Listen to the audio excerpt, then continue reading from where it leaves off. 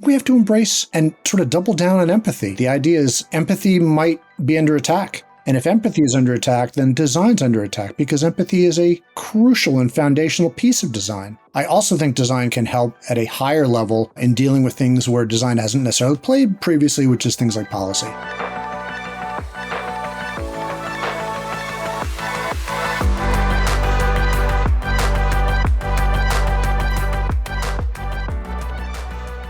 Hello and welcome to another episode of Brave UX. I'm Brendan Jarvis, managing founder of The Space in Between, the behavior-based UX research partner for enterprise leaders who want an independent perspective to align hearts and minds. You can find out more about me and what we do at thespaceinbetween.co.nz. Here on Brave UX, though, it's my job to help you keep on top of the latest thinking and important issues affecting our field of design. I do that by unpacking the stories, learnings, and expert advice of a world-class range of diverse leaders. My guest today is Dave Hoffer. Dave is a seasoned design leader and strategist with a career spanning product design, digital innovation, and design transformation. He has led design teams at influential organizations like Frog Design, PwC, and McKinsey Company, helping to shape thoughtful, human-centered digital experiences across industries. At McKinsey, he was one of the firm's first design leaders, guiding design-led transformation projects for Fortune 500 companies. Dave helped establish and grow McKinsey's global design practice from a handful of designers to hundreds, embedding design into the practice of one of the world's most analytical firms. Dave later brought his expertise to PwC, where he worked at the intersection of design, business, and technology, and most recently to Safe Kids AI, a mission-driven startup focused on creating safer online spaces for children and families. Today, Dave continues his work as an independent consultant, advising organizations on design strategy and transformation. He's also a generous contributor to the design community globally, known for amplifying others and championing empathy and critique as core tenets of impactful design leadership. And now he's here with me for this conversation on Brave UX. Dave, a very warm welcome to the show. Well, Brendan, thank you so much for having me. It's a pleasure to be here. Dave, this has been a long time coming, and it's certainly a pleasure to have you here with me. And one of the things that's always struck me about you is just how quietly generous you are, especially within the design community. You've introduced me over the years to, I've lost count, maybe half a dozen guests for the show. And you're a regular community contributor to places like Rosenfeld Media, which is actually where we met. And yet you've never really seemed interested in the spotlight yourself. Now, I get the irony of asking what I'm about to ask you on a podcast in this forum, but where does that come from, this instinct to amplify others and do that rather than promoting yourself? People are amazing, right? And so I happen to be fortunate enough to know a boatload of amazing people. So my ability to amplify them and or my desire to give them a slightly greater platform if I can is really predicated on I just think people are awesome and that whatever I'm doing is fine, but I've always sort of operated in the background for the most part. So, I've had a very long historied career in design. I've been in the Bay Area since 1994. And, if you look me up on LinkedIn or if you look me up in any of the other places I happen to reside, you'll see that there are a raft of very notable design folks in my circle. So I've just always been sort of in the relative background, and it's fine. Like for me, it's like design's a job, right? I feel very strongly that just doing the work is really the more important part of it. But lately the work feels like amplification is a big part of it. And, we could all do a little bit of that for our fellow folks. So you mentioned lately the work feels like that amplification is a big part of it. I'm curious, that's obviously something in the here and now that you've just mentioned. And so I'm interested in understanding why you feel like lately that's become more important. But I'm also keen to understand if there is someone or something in your past that has shaped this very benevolent, generous nature, the nature that's led you to promote others over and above yourself. Let me take that first part first. So we are in a downturn from the perspective of there have been a lot of designers who have been laid off, a lot of designers looking for work. It felt like we were at the bottom of a kind of a trough towards the end of last year, and it feels as if we've slipped right back into it again. So there's that. And I understand the sort of the nature of it, the systemic nature of it, because I've been through numerous downturns. The most egregious of which was the dot-com bubble, and I was laid off, and I was out for 6 months. I called my dad, and I was like, "Dad, what do I do?" And I was crying. I'm like, I was in an apartment I couldn't afford, living in San Francisco, the most expensive place, or very expensive place to be, and I was out of money. Like, I literally didn't have rent for the next month. He said, "Hey, Dad, what do I do here? I'm freaking out." And he said, "Well, do you think you'll never work again?" And I said, "Oh, no, I'll eventually have another job." And he said, "Yeah, so just stay the course." And I was lucky enough and fortunate enough to find a job down in Monterey, California, at a place called CTB McGraw-Hill. I made great friends there. I spent 3 years there doing great work. And there was that. The second part of your question, again, it's just I feel as if people could use a level of application that they don't feel comfortable doing themselves. And I've never felt uncomfortable doing that. You sort of described me in the intro as being someone who's sort of, it doesn't really jump into the spotlight, but you put me in the spotlight, and I'm a very gregarious, very effusive, very talkative person, because that's just how I roll. So a lot of folks in design tend not to be as extroverted in these situations. Let me just side note on this. Like, I feel very strongly that, your quote unquote MBTI score, like, that doesn't exist. If you say, "Oh, I'm an introvert and that's it," I just don't believe in that. I believe that these behaviors, these modalities are a spectrum. And, yes, I need to recharge at the end of the day. So technically introverted, but you put me in a situation with a bunch of other people and I rise to the occasion, right? For lack of a better word. And in this case, rising to the occasion means, helping some folks out, being a louder voice, because I tend to be a loud voice, being a louder voice for folks who are a little less inclined to, toot their own horn. Thinking of that voice, I want to ask you about your internal voice in the present moment. You told the story a little earlier there about being laid off during the dot-com bust when the bubble burst. And that conversation with your father where he asked you, what did he specifically ask you? I think it was, "Do you think you're never going to work again?" Or something to that effect, right? A very practical question. Yeah, it's a very practical question. It's quite an incisive question as well. And it was certainly seemed like a well-timed question. And sometimes, most often actually, advice or incisive questions like that, the timing is everything. If you think about then, you're a much younger person, right, than you are now. Does the same incisive question still hold the same weight or bearing today that it did for you then?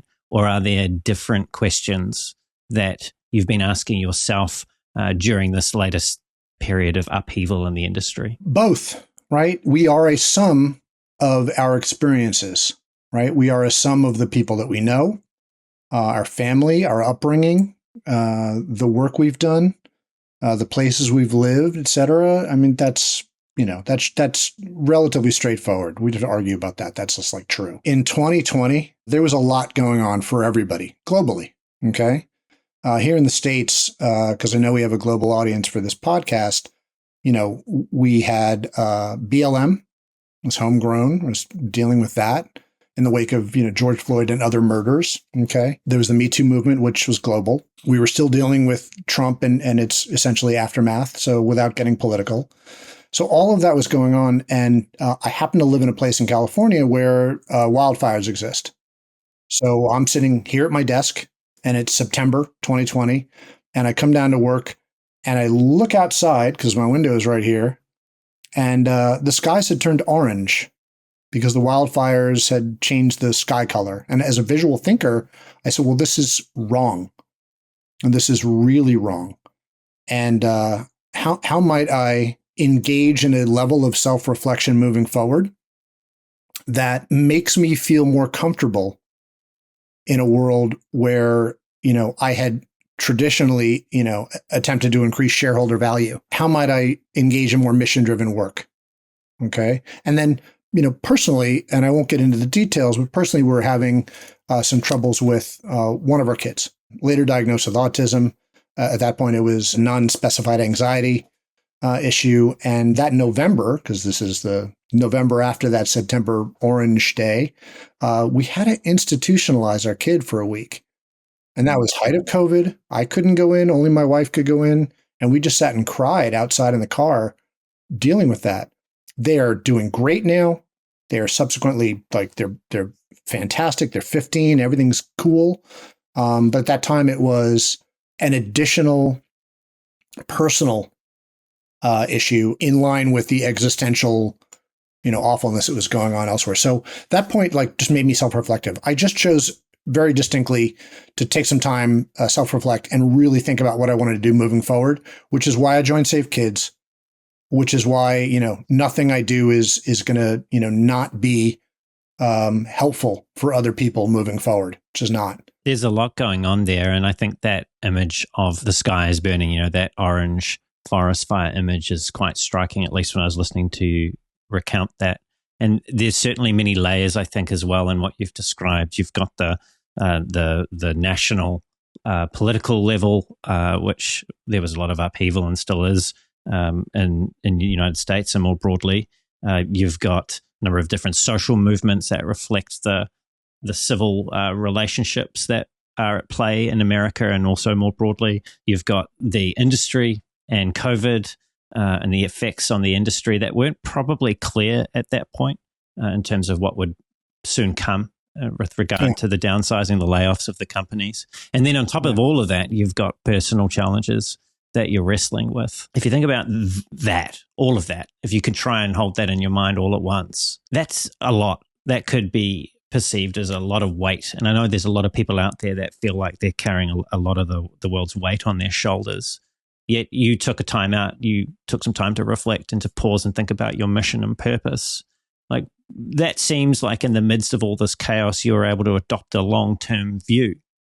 Is that how you see it? Or do you look at, is that too easy to sort of post-rationalize? Or do you look at things differently? Is it not a long-term view? Is it something else? Was it just one foot after the other? Like how do you describe that time and where you find yourself now as a result? I would describe it as a desire for a longer-term view.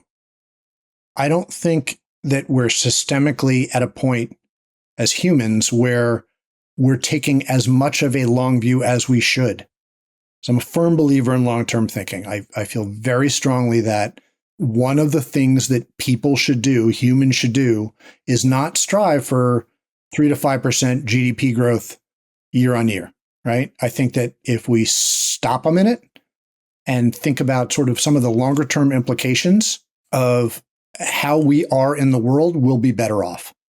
And I also firmly believe, again, we could argue about this if you feel like it, but I don't think you will. You have to have hope as a designer.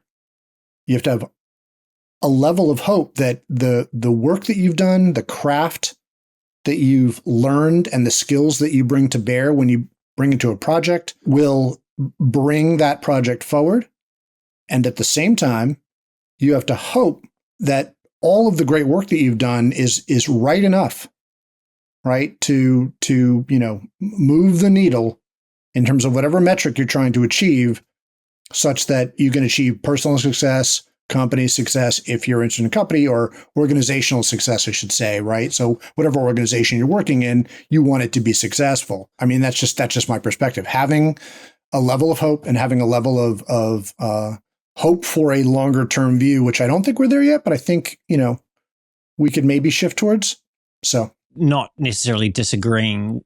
One thing I'd like to add to that, to put to you, is that hope without action is useless. And that's right. Hope, particularly without courageous action, is even more useless. And you're someone that I've been in contact with for some years now, I think 3-4 years since we first met at Design at Scale back in 2022. And I've certainly seen you turn up, most obviously for me, on LinkedIn, as speaking your mind with courage about the matters that you feel are critical for people, both professionally, and I think you've also touched at times on broader social issues as well, that need to be addressed. And I'm curious for you to reflect on what role courage has played for you as a design leader, and more broadly speaking, in your wider professional way of being. I firmly believe in courage as well. Grit, I would describe it as grit, willingness to speak truth to power. I don't think I've got a huge voice, on any of the social media platforms. I simply don't, and that's okay. I know, a number of people who've got a, much greater following, much greater network, etc. But I think that it behooves us moving forward to be willing to speak up and be willing to provide a voice for, those who aren't necessarily as willing or as able to speak up. So there's that. And I don't think of myself as courageous. I don't think of myself as particularly brave. But I'll tell you, I'm being needled by a good friend of mine who thinks I should sell my Tesla immediately. I just can't afford to sell it right now, nor would I necessarily make a ton of money. Now, I don't drive a Cybertruck. It's a Model 3, and I bought it before we knew, right? So, I've taken one small step, which is to scrape off the Tesla logos on the car. My plan is to replace them with, Rebel Alliance logos from Star Wars. Okay. I think it's small things, but I think honestly, you can do a variety of things, both large and small, to provide a level of resistance if you think things aren't going well. And I think that we all need to engage in that. And I think that we all need to, be aware that we still have to pay bills and do all of the things that we have to do. So it's sort of hard to ask everyone to do that. We need to be courageous. And I think that, I'm happy to try to be as courageous as possible, given the times. Given the times, and if we think specifically now about our small corner of the professional world, design, you talked about there being potentially a number of things that are going on at the moment within the broader design sphere, this community, that require courage. What's the most pressing one of those things that you feel is most on your mind and that we need to pay most attention to at the moment? I mean, I don't think we can go a whole podcast without mentioning AI. I think we've got some work to do. And let's hold AI for just a moment. I think we have some work to do. There have been quite a number of articles and posts suggesting that, is UX dead? UX is dead. We're in a transitional stage, all right, from the work that we do, from a design perspective, okay? We have a massive number of layoffs, so people are out there looking for work. They want to stand out, but they don't always have the best tools. So how do they do that? How do they, re-engage with productive work? How do we stand up to those that, hand down decisions that are not necessarily going to be popular? They're not necessarily going to be popular in our group. Recently, our government in the U.S. here has suggested that we rename the Gulf of Mexico to the Gulf of America. And I noticed in Google Maps that it had changed a couple days later. I don't know how popular that decision was inside of that group. Certainly wasn't popular with me. I have family down in Alabama. I used to go down to Gulf Shores, Alabama, and spend summers there with my grandparents, right in the Gulf and the beach. It was gorgeous. Gulf of Mexico is where we used to go and hang out. And so there's that. I mean, from the perspective of the things that we need to do as designers in order to move forward in the world, getting back to AI, everything you can learn about AI is going to be helpful. It is an interesting transitional technology set, because it's not just one thing, obviously. It's an interesting technology set that we ignore at our peril. So we've got to embrace that. Okay, we've got to be as determined as we can with where we are with our position, whether we're employed or not. And I think we have to embrace and sort of double down on empathy. I just wrote about this the other day, but the idea is, empathy might be under attack of late. And if empathy is under attack, then design's under attack, because empathy is a crucial and foundational piece of design, right? We talked about being human-centered forever. And at this work I'm doing with this collective called Informed, it's very much about being life-centered. And I agree with that too, right? Got a colleague, they do persona development at place. Okay. So they go out into nature, they take a walk out into the woods or, a natural location, and they, through a workshop, create a kind of a persona for that location. So if we can personify place, we can introduce it into this notion of being more life-centered. I've written about circularity as a part of this group. I think that the onus, the burden of sustainability is often put on human beings. And I will not call them consumers. I don't call us consumers. We're human beings, right? So I'm meant to separate out my garbage, okay, here in the States, right? So I've got to do, separation of my paper and plastics into the recycling bin, my, quote unquote garbage that's not that into the garbage bin, and then, compost waste into a third bin. Compost, no problem, goes into a place and it decomposes. That's great. Garbage goes into a landfill and that's awful. Okay. Maybe the compost is problematic too, but regardless, the paper and the plastic are not evenly recycled.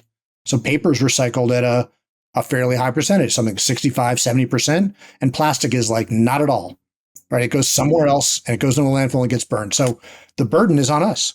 Okay. So I think design can help to a large degree in these efforts. I also think design can help at a higher level in dealing with things where design hasn't necessarily played previously, which is things like policy. Well, I want to bring you back, Dave, to AI. And you mentioned that, kind of we ignore this at our peril. And I feel like that's fairly sound logic in terms of the pressing professional pressures on designers. What I wonder, is this a young person's game now? Is the rate of technological change that we're seeing with our tools, and you mentioned it's a tool set, but it's also a force multiplier in terms of what it can enable a human being to do. It feels much different to the kind of tools or tool set that we had for the good old last 20 years or so.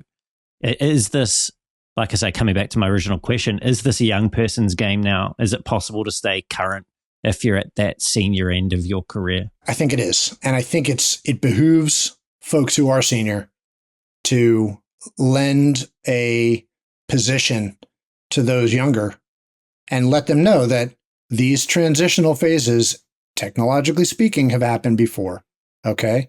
So the shift from, not having essentially computers on all of our desktops to having computers on all of our desktops and having some of the design tools available to us in the desktop publishing, transitional phase. There were people who were left behind. There were people who learned the tools and became designers using those tools instead of, the traditional tools of paste up with a hot wax machine or the Linotronic, output or a stat camera, like all those things that I learned in 1988 when I went to work for a graphic designer in New York City. I learned how to use those tools. Those tools, those things, they don't exist anymore. I can tell you how a hot wax machine smells. It's interesting. I learned how to create blueprints using a blueprint machine in college. And then moving forward, the transition to the iPhone was another big shift. The internet was certainly a huge shift. So these technological transitions happen. Does it feel like it's happening faster now? Hard to say. I mean, there's I wouldn't put a number on it. There's a lot of people thinking a lot about AI in a lot of different ways all over the world. And so, it's moving fast. You don't have to learn all of it, right?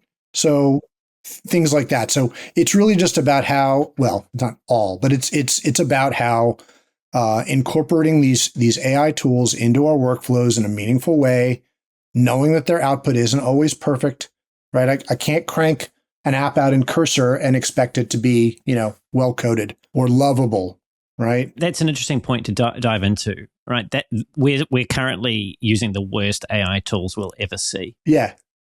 Is that a question of it can't do that yet, or that it can't do that ever? It's probably not going to be able to do that yet. It's not yet. And the answer is, will it shortly? And the answer is, yeah, probably. So, I wrote about this a while back, but even I wasn't at the forefront of it. It was this idea design is free. the main points I was making in the piece that I wrote at that time were about things like icon sets. Right, I can buy a streamlined icon set, and there's no reason to design a brand new icon. There's plenty of icons out there, and they're relatively inexpensive. So I can buy like the whole set for X number of dollars, but it's still a lot cheaper than paying. There was a lovely and excellent designer at Frog Design. This guy named Matt Bice, and he was our icon guy at that time. So between 04 and 09, I was at Frog Design in San Francisco, and whenever we needed icons, we would be like, "Hey, Matt, we need some icons for this." And he was the guy, but we don't need that anymore right now, right? There's plenty of icons. And that was at that time. We've jumped way far ahead. And so now these tools can do quite a bit more for us. But I applaud when Paula Scher, of partner at Pentagram, embraces the AI tools, feeds it, and teaches it the sort of the language of the illustration that she's looking for the icon set that she's going to do for, I guess it's progressive or performance icon. Forgive me on that. But suffice to say, she's like, I'm going to try this. Illustrators I know are up in arms about it. They're like, wait a minute, you could have paid me, whatever, X number of dollars for a week's worth of work, and I would have been able to do the same thing. And it's like, okay, but, she tried it and she put it out there.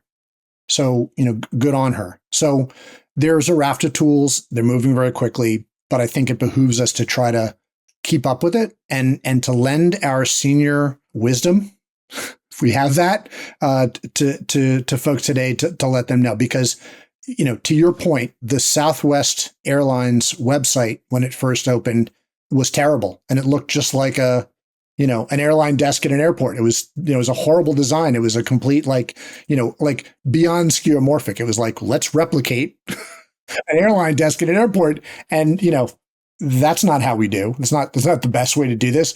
And we learned quickly and we moved past it. So I did read Design is Free. And you also, you gave a couple of other examples in there that I think are relevant here, which is that, we've got tools now that are generating UI and tools that are synthesizing research. And like, to use some business parlance here, what we're talking about is what have traditionally been quite labor-intensive, specialist processes that derive outcomes, effectively approaching a marginal cost close to zero of doing those processes. Now, we can argue about quality, and I think you already answered that in that it's a not yet in terms of to a comparable level to what an expert human could. But it does, I think quite rightly, it scares the shit out of people. But I want to focus on, we've talked about hope before and we've talked about courage. When you think about a world where you might have those activities at almost zero cost, what is the opportunity here that we might not be seeing? Maybe you mentioned empathy earlier, maybe that's got something to do with it, but like, what is the real opportunity that you feel might exist in this world in a few years where we've got even more amazing AI tools than we do today? So today, let's talk about today and we'll talk about tomorrow. I've worked with an organization, a company called Altus.io. They are developing a tool set, and call it a tool set, that will take the input of a recorded piece of content or the transcript of that recorded content or the audio of that recorded content, interviews. And they will both analyze the individual interviews, and then they will synthesize across a number of interviews against a kind of a guideline, or whatever your protocol was, or whatever was included in your question set when you were doing the research itself. And the results are really good. They're not perfect and they're not ideal, and I wouldn't just crank the results into a PowerPoint and call it a day and deliver that to a client, but the results are really good. Now, what does this do for us? What this does for us is it affords us the time and the opportunity to talk to more people. So if in the synthesis and the analysis of data, where I've been on the road at Frog Design back in the day, where we'd go out on a set of global research we were doing, and we'd meet back in the hotel room that night and cover the windows and the walls of the hotel room with Post-its, and then do a quickie email as a report back to either our client or, our home people. That was one way to do it. This is a faster way to do it, but you're not replacing the conversations that you're having. So it's really just a shift in the workload in a way that I think makes sense. And that's today. Altus.io, lovely tool, super smart founder, a woman named Savina. Amazing. Okay. That's today. I do not see tomorrow where a level of empathy will exist in our AI tools, because it's hard to achieve a level of empathy as a person in a room with another person, much less coding it, right? Or encoding it into an AI's output. Okay. There are skills that we could bring to bear as designers that carry a great deal of weight that are not going to be replaced soon. Now, the further future, I don't know. Hard to say, obviously, and I'm not a futurist, but I feel pretty strongly that those are going to be hard to replicate, right? Those empathetic perspectives, those human perspectives, are going to be really hard to replicate in the relative near future. I'm glad you said you weren't a futurist, because I lump those people in with economists. They're guessing at best. I think if anyone is too certain about the future, then there's probably warning bells that should go off around those predictions. Yeah. I wonder what designers might learn from a gentleman called Gary Kasparov. So perhaps you could enlighten me as to who Gary is and what we could learn from him. He's a grandmaster in chess. So he lost at Big Blue a while back. His perspective was an interesting one, because what he didn't do was to give up and go live on an island somewhere and say, I'm never going to play chess again. Could have done that fairly easily, right? And I can see where others might say, well, what's the point? You can't win, right? So why be a grandmaster? My understanding of his story and from what I've read about him is he said, all right, well, let's see what we can do with this. So he put himself, a couple of other grandmasters together with an AI, and it became very clear that they were unbeatable against an opposing AI. So this notion of leveraging the tool to improve your human ability, right? I think that's what we're after. I don't think that there are CEOs sitting around in boardrooms saying, how can we replace all people and just do the work with AI tools or with robots, right? Or AI robots or whatever. You say that, but there's one very famous person who's in the media a lot at the moment who once referred to most people as NPCs. So it does make make you wonder. Okay, we won't name names. Yes, there are some. Okay, but I'll say this, and I think this is really important, and this is a sort of important way to think about it. Way back in the day when I was in college, I was waiting tables. Okay. I was a waiter serving. Okay. They call us servers, waiters, whatever. And after about, I don't know, maybe a year of it, I was hating people. Oh my God, people were the worst. People were difficult.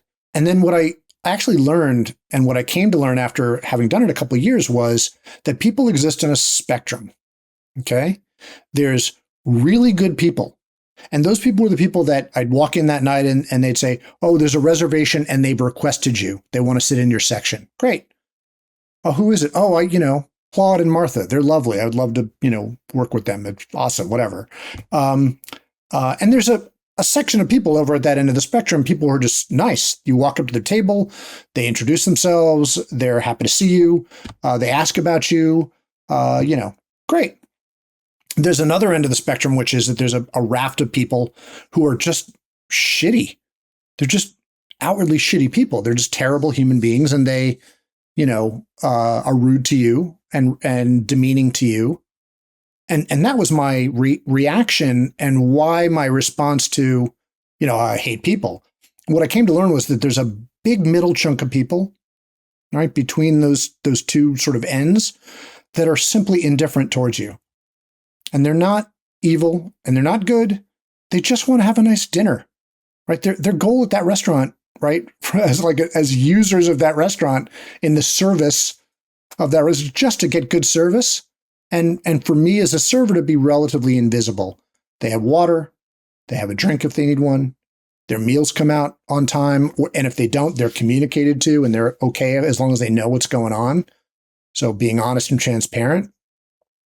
So yes, there are CEOs who are not only being particularly evil and being fairly vocal about how evil they're being, the NPCs, but there's also people who are, how can I make good?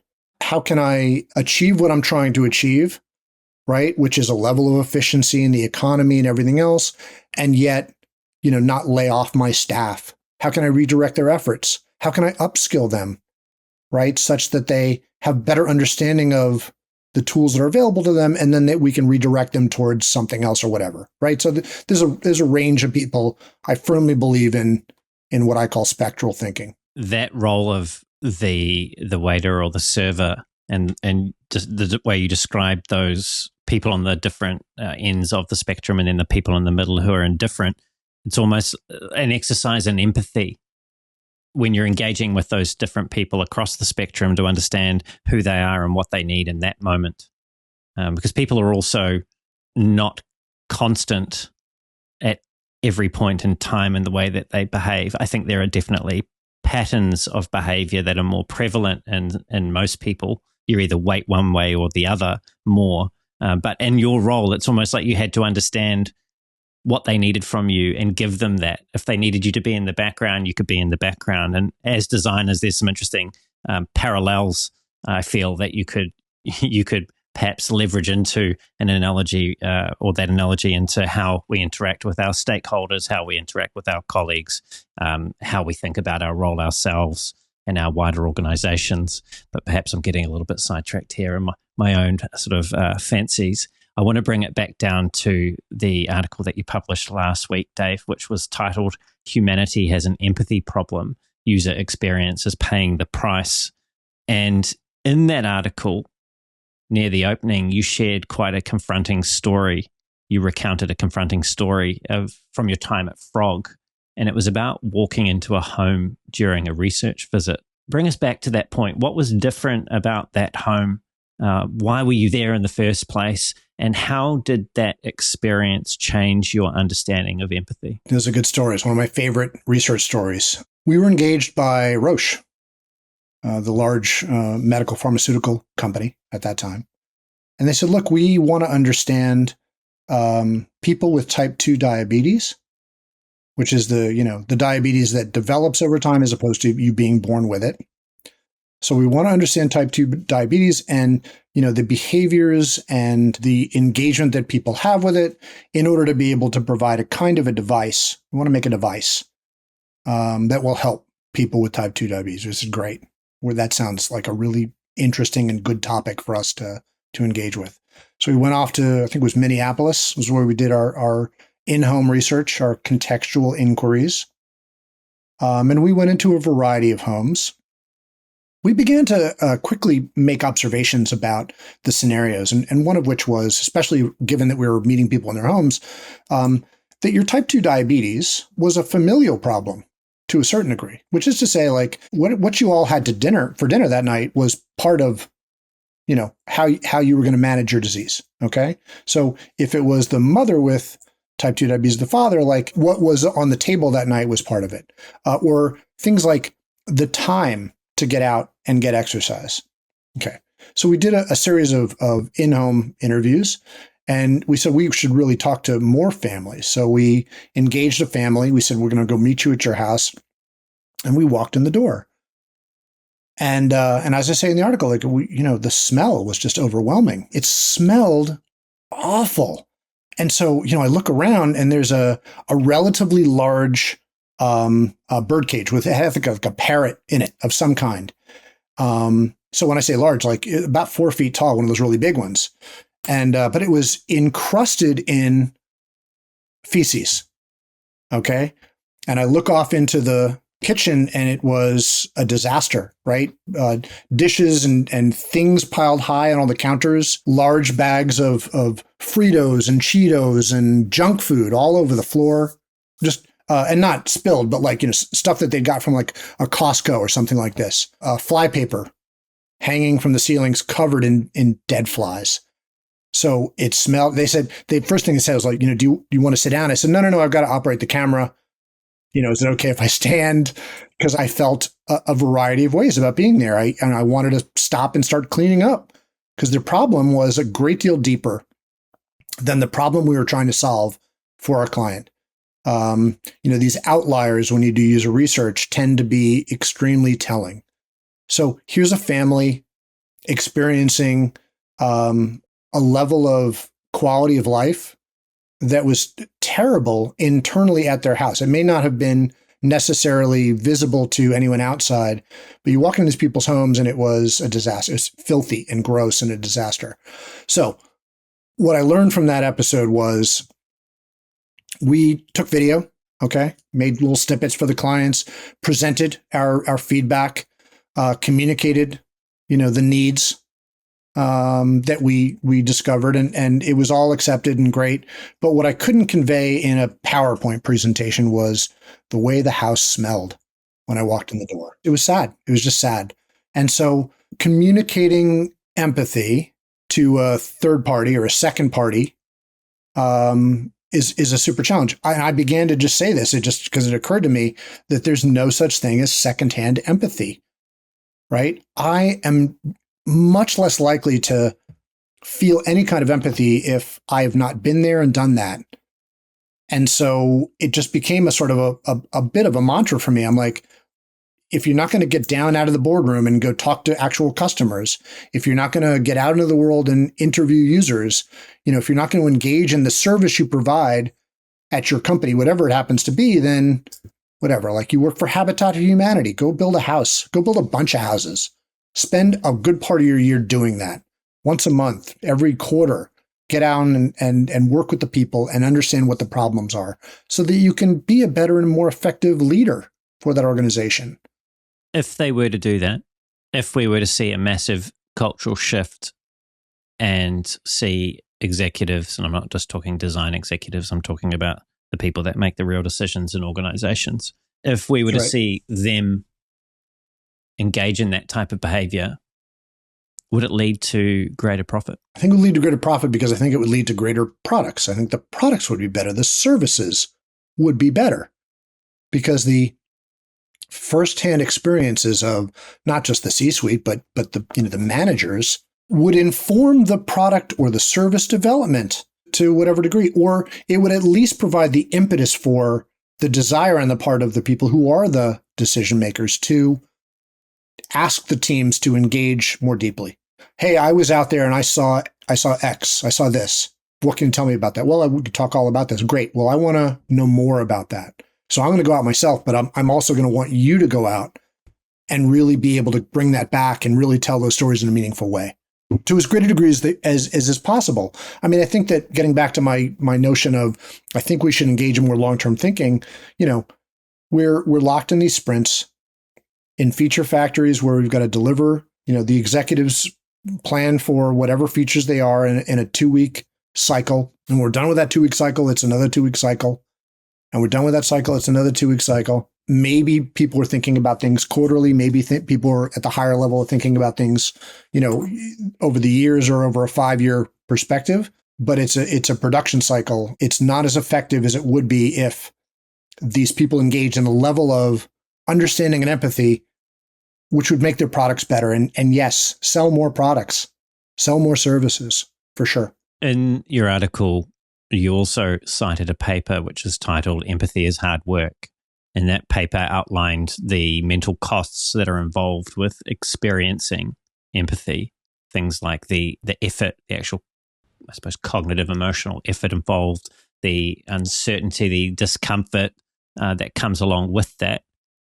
And it almost sounded like there was a rational decision at some point that people make as to whether or not, yes, I'll press my empathy button here and really be there with this person or this situation, or no, I won't for those reasons I just mentioned. Assuming that's correct, if there is, it's almost like I've never heard that spoken about before, even in design circles, about the cost involved in empathy.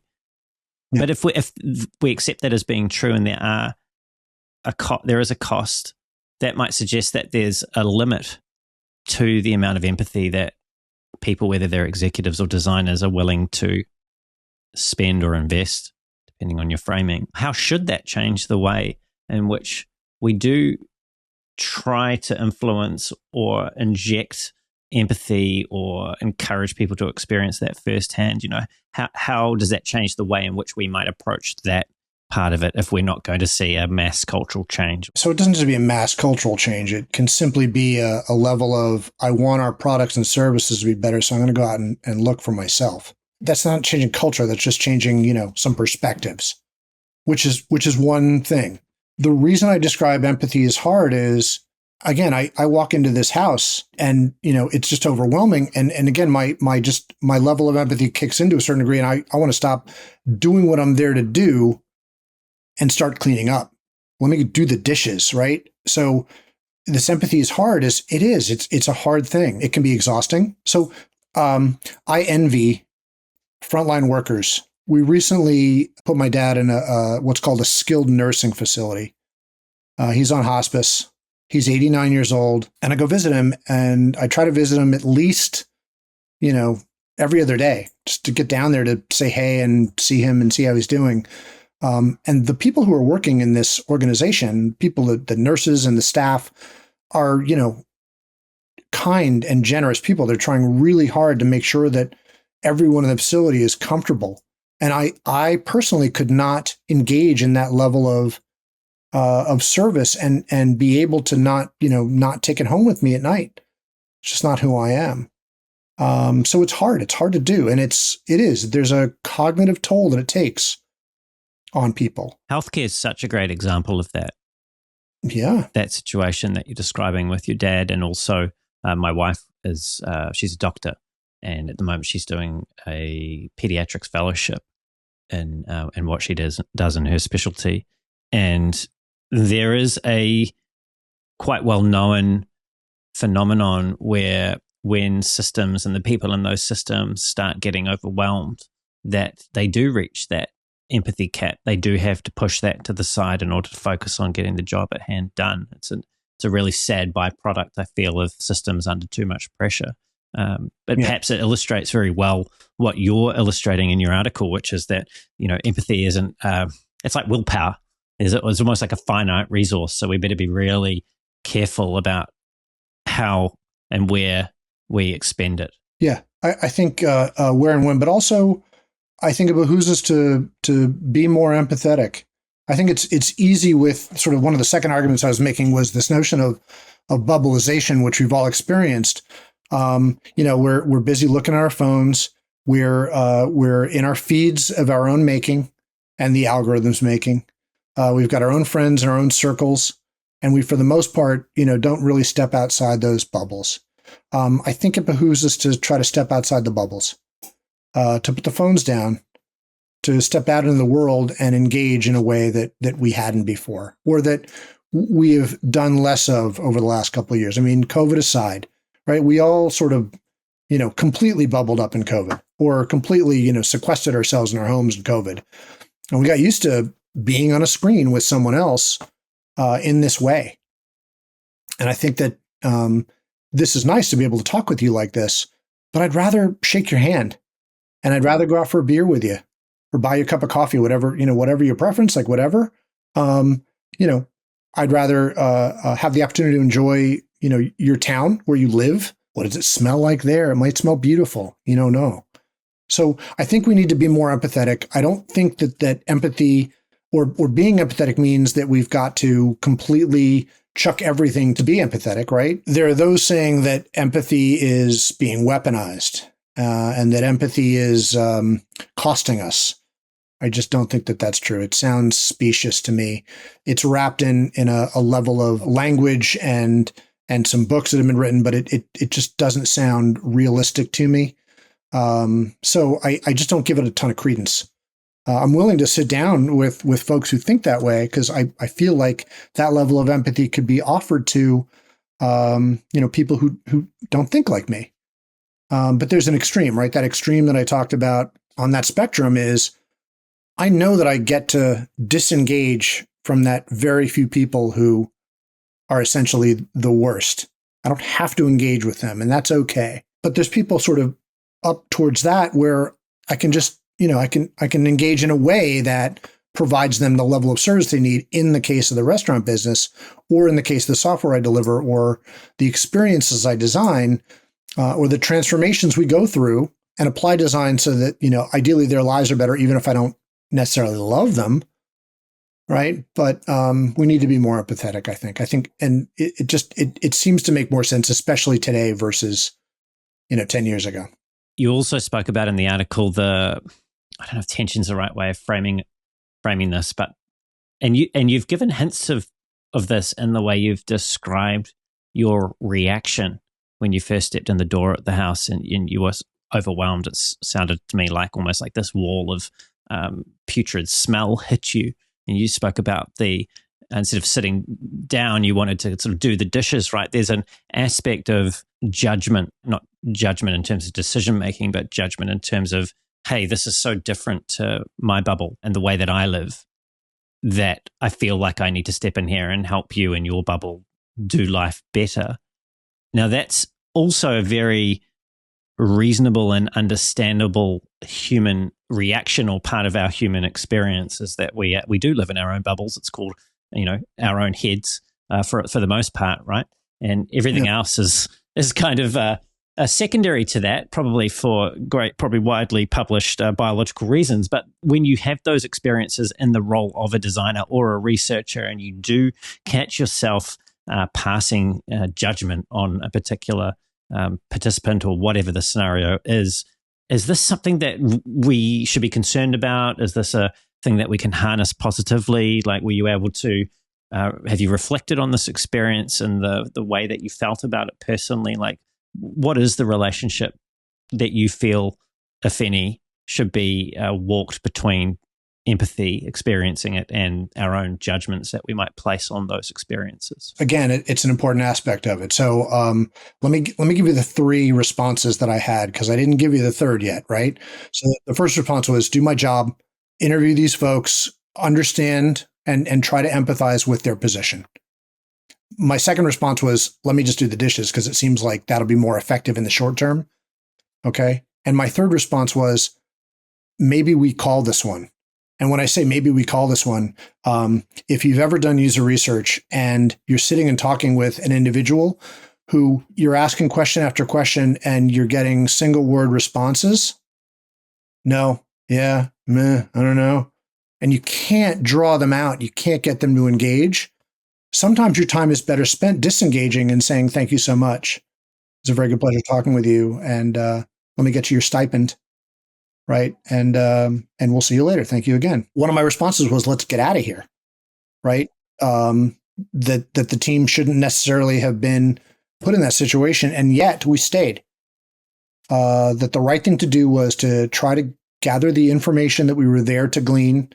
It's challenging to recruit for research. It's challenging to schedule for the effort. And it would have, killed a chunk of time because we had another hour to get to the other interview that we had that afternoon, so we would have lost a set of interviewees. So we persevered, we did it. But that was one of my responses and it was judgmental. It was gross, right? I got used to the smell after a couple minutes, things like that. But yes, I was judgmental, and that's a human response too.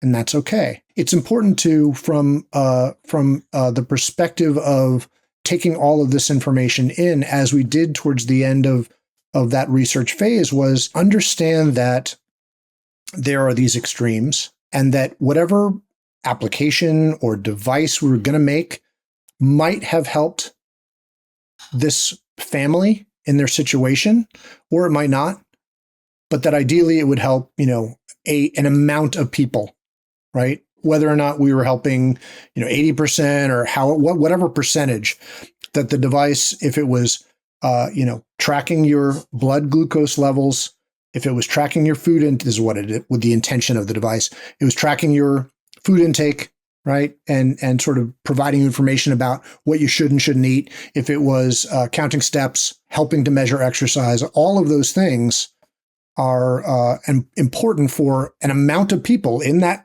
same spectrum. There it is. In order that, an amount of people can get help with their type 2 diabetes. So Tell me if I'm understanding this incorrectly. So it sounds like having the outlier is somewhat like a political party understanding in terms of the polis, if you like, the people that could potentially vote for them, that they're best to focus their efforts on a certain section, because the people that are on the outlying ends of Marxist communism on one end and fascism, extreme right-wing fascism on the other end, are just not the people that are going to be best served by the product that they're there to sell. I think that that's right. I watch a television program called The Daily Show. And there's one of the correspondents. It's a comedy, right? Jon Stewart started it, or actually started prior to that. Regardless, Jon Stewart had been, the person at the front, and he's back. And they'd sent one of their correspondents, this guy Jordan Klepper, out to talk to MAGA Republicans. There was no accounting for reason or logic or facts in his interviews, and it was, meant to be funny, and it was to, folks who were liberal and looking at this and going, "Oh my gosh." But one of the things, he was telling a story, I guess it was before the show, he was hosting and he was telling the story, and someone said, "Well, what's your favorite story?" And he said, "Look, I was asking question after question to this person who's a MAGA, and eventually they just said, 'You know what? I don't care. I'm still voting for him.'" Like, I don't even care. I'm still voting for him. So, are we ever going to reach those folks?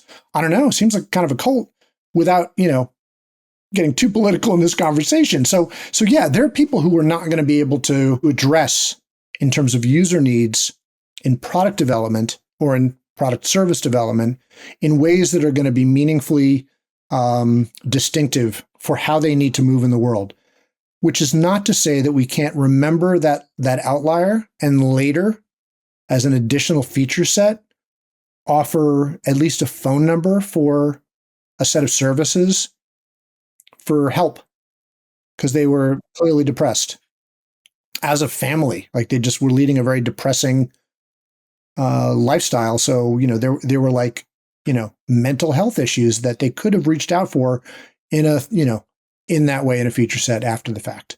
In that situation though, right, as the team, it strikes me as that realizing this, and I don't know if you realized it in the moment or it became obvious, after you debriefed back in the hotel room or whatever the context was, but that realization is potentially overwhelming and quite confronting, because you realize at that point that, your locus of control or specific area of focus, what they need is so far outside of that. It's like almost like, you're talking about you need to call in the social services. Like, this is not the remit that you had when you engaged them for that session.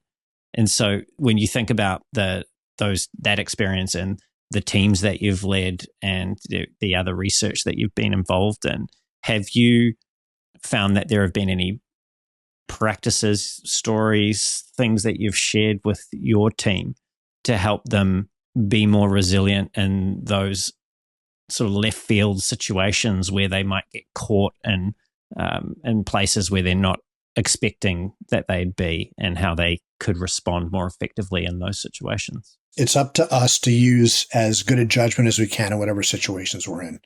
So I think that there is a lot to be learned from both, your quote unquote target when you go out to do recruiting for user research, and whatever outliers you come along, or whatever outliers you plan for in the research. We're doing research on a completely separate topic at a completely separate company, trying to understand people's desire for, at that time, having a hard drive, like a big old hard drive, like a 1 terabyte hard drive or something in their home. And, what would you do with it? What would you put on it? And everything else. We ran into a set of folks who we were asking, there's a question that came up a bunch of times, just says, how many DVDs do you have? And, most people that we interviewed were like, 15, 12, 15, 20, whatever. We ran into this couple and we're like, how many DVDs do you have? And they're like, 3,000. We're like, what? And they're like, we have 3,000 DVDs. I'm like, you have 3,000 DVDs? That's a lot of DVDs.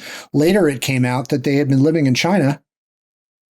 And, this is pirated material at that time. Okay. Yeah. So But that's like an outlier. Like you're not gonna like we weren't building a device. I think it was a terabyte at the time. Forget what it was. What was the sort of the high level capacity? But understanding how people think about the desire to, or it was like CDs. Like are you gonna like make all of those MP3s? And the answer is like that would take a while.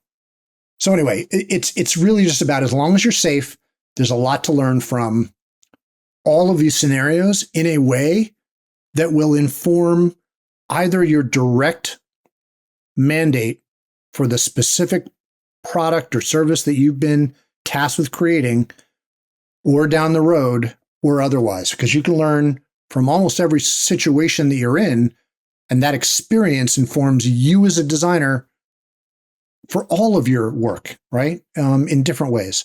This story that I told about the type 2 diabetes work is absolutely crucial to my mindset about that. I just think it's an important thing, and I'm glad I stayed. I'm glad we ended up finishing the conversation with them.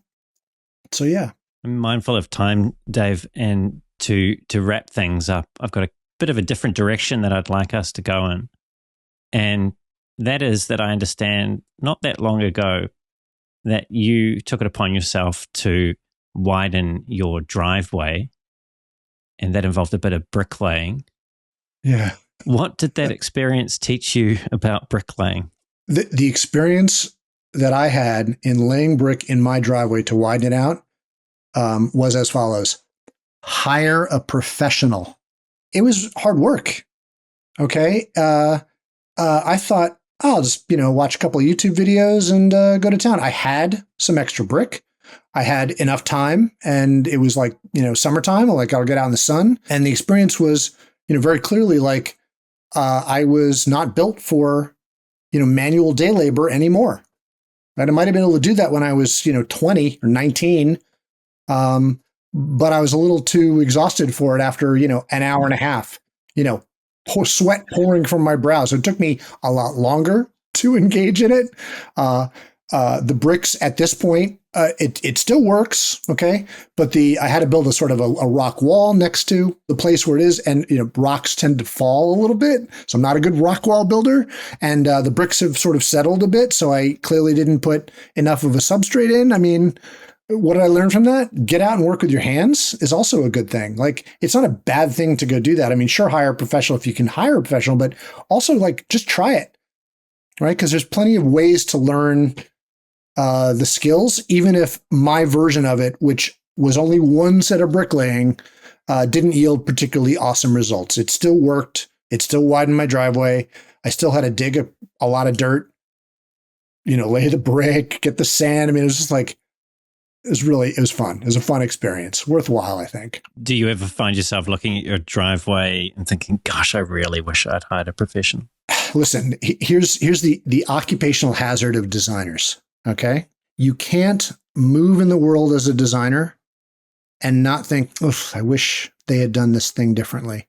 Look at the way this line lines up with it. Oh, that's not quite right. Right. Like, I cannot walk around in the world without applying a level of critique to the quality with which we're surrounded by what I think of as bad design. Or compromise, right? Which is clearly what it was. Like, well, we had to do this and we had to do this, and this is why this is like this. And there's, if it's a physical thing, like, let's say the next owner of my house, let's say we go to sell our house and we're not involved or whatever, and it's two owners down the road, and they're like, what? This is terrible. Why did they do this? And they won't know the answer. They'll just be like, this is terrible. And so I look at it every day and I'm like, oh, I wish I had done this differently and this better. So if I ever lay brick again, I'd be like, oh yeah, okay. I would know better about how to do it, but I might not engage in that level. I do like to work in my garden. I think that as designers, we should think more like gardeners and less like architects, because you plant the garden and then you weed and you water and you prune and there's just the work is this continuous effort. And then a hurricane comes through and messes the whole thing up, and you've got to right. Yeah, but then you have the opportunity. Like, it's always the opportunity in crisis. Like, you have a chance to replant, whatever. And that's a Dan Hill thing is Think Like a Gardener. He was working with Brian Eno for some design principles for a city he's working with. But I love that idea. Think like a gardener, not like an architect. Yeah, Dan and I spoke a few years ago, and it's certainly, if people are listening, you want to hear a really interesting, another really interesting conversation, go and check out that episode. I Very want much to so. come back to this idea, like, you obviously hire the professional, and you've also spoken about before how your observation is that more organizations are starting to get the value of design.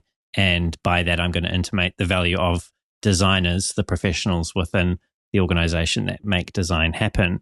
Now, there's been a tension over time, and we don't necessarily need to thrash this specific thing out, but everyone as a designer was a thing for a while.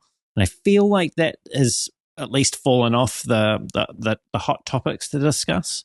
But I've also heard you, perhaps from a more strategic view, frame that there's still work to be done in terms of the understanding the true value of design and realizing that. And of course, every organizational culture is slightly different, but we can account for that too. But when you think about that gap that you have seen and the experiences that you have had, what is the nature of that gap that still exists between how some of organizations view design, and what do you believe is needed to close that? So in order to close the gap, I think designers need to continue to do the good and hard work of the real design in order to quote unquote prove value. It's showing up every day, it's doing the work, and that's one thing. A second thing is rising to the level in an organization where you haven't taken the time to go out and meet the other people in the organization with whom you'll be working, or to understand their jobs, much less the business. Because I think it behooves designers to get out from behind their Figma screens, right? And, go learn what it is you're doing for whatever organization you're working in, whether it's a nonprofit or a for-profit or a governmental organization, whatever. And, a lot of designers do that, so it's no fault. And we have made strides, a huge set of strides over the last 25 plus years that I've been doing this kind of work. It went from almost nothing to, you can talk to a CEO and they're like, oh yeah, design's a really important thing. I just read this McKinsey report. Or, yeah, we have a team of designers, and we have about 100 designers working in our, on our product or whatever. But is the work done? Is the work ever done? And I think the answer is no. I think there's more education to provide. And then at the same time, businesses need to begin to think about meeting us more halfway. We've used our empathetic skills to go, to a certain degree, 75% towards them. Now they need to come back towards us and at least meet us halfway. And that doesn't necessarily mean that your organization is going to be design driven, because some are not. And that's okay. They're the outliers that, the ones that you can't serve and probably shouldn't try and save, or do if you can, but it's not core to the focus that you should have. Maybe. But like this is a for instance, it's a fun one. I just learned today that ThoughtWorks, which is a global development firm, they primarily have done engineering development. They've written code. They started that way. Big proponents of Agile, everything else, have switched, and they've put a design in sort of it was the very first word. So we're going to do design, engineering, and AI. I think those are the three. Don't hold me to that either. But they're putting design first. Interesting. So as an example, the other thing is, friend Maria has written several books on, the chief design officer, the CDO, the chief experience officer. There are many people running around in the world who are at that level and performing at that level. And I know a bunch of them, and that's great. So there's more work to do. And it's okay that there's more work to do. Think more long-term, because I think we have to think more long-term in terms of this. There's some people who are never going to understand design, or never going to understand an aspect of design, which is, we don't always talk about, which is taste, right? Like, do you have the good taste to present a visually impressive design? And the answer is, it requires, an amount of taste. We don't talk about it. It's, it's not something that's listed necessarily in like design thinking. Can you measure that, Dave? Can you measure taste? I'm being facetious, but yes. I know. No. I wasn't even trying to answer. Maybe you can. Maybe you can. I don't know. You can't. You can't measure taste. I don't think. You can have taste, or you can not have taste. And if you have taste and you're, in charge of an organization that's building a kind of a product, your ability to have taste and your ability to hand off to your design team, your engineers, and have that taste continue. So if you're like, Ferrari, there's good taste in the products that Ferrari puts out, whether they're ostentatious and expensive and of course, like whatever, but there's a level of taste there. There's also, a lot to be said for your Yves Renard, and you're in charge of Patagonia, and you're like, look, we're going to make good practical tools, and we're going to do so in a meaningful way against what our employees need. And we're going to do so over the long term. That's another way to be in the world. So, again, if everything's a spectrum, as I think I've said a couple of times, there are those who are like, nope, we're going to go strictly efficiency and we're going to automate as soon as possible because people are NPCs. Well, that's one way to be. I don't think it's particularly popular, but that's one way to be. And I think the bottom line in his organization is tanking in terms of the car company he owns. So he's going to have to think about that. But there's other people who are thinking the exact opposite and living and being the exact opposite. That is a wonderfully warm and hopeful note for us to finish on. Dave, this has been a conversation that's been a long time coming, and I'm really glad that we've had it. Thank you for so generously sharing your stories and insights with me today.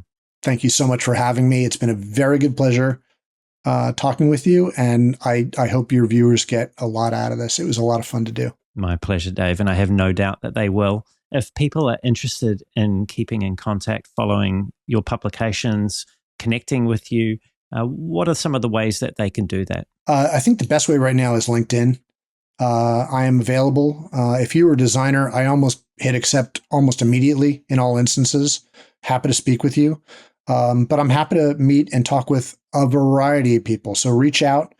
Happy to chat with you.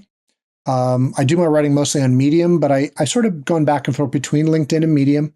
So you can find me over on Medium. It's Dave Hoffer, or my consultant firm is MPQD. So you can find me there as well. So lovely. Thank you, Dave. And to everyone else who's been tuned in, it's been great having you here with us as well. Everything that Dave and I have covered will be in the show notes, including where you can find Dave and all of his writings. Also, everything that we've spoken about today will be chaptered in detailed chapters, so you can hop back to anything that you'd particularly like to hear again.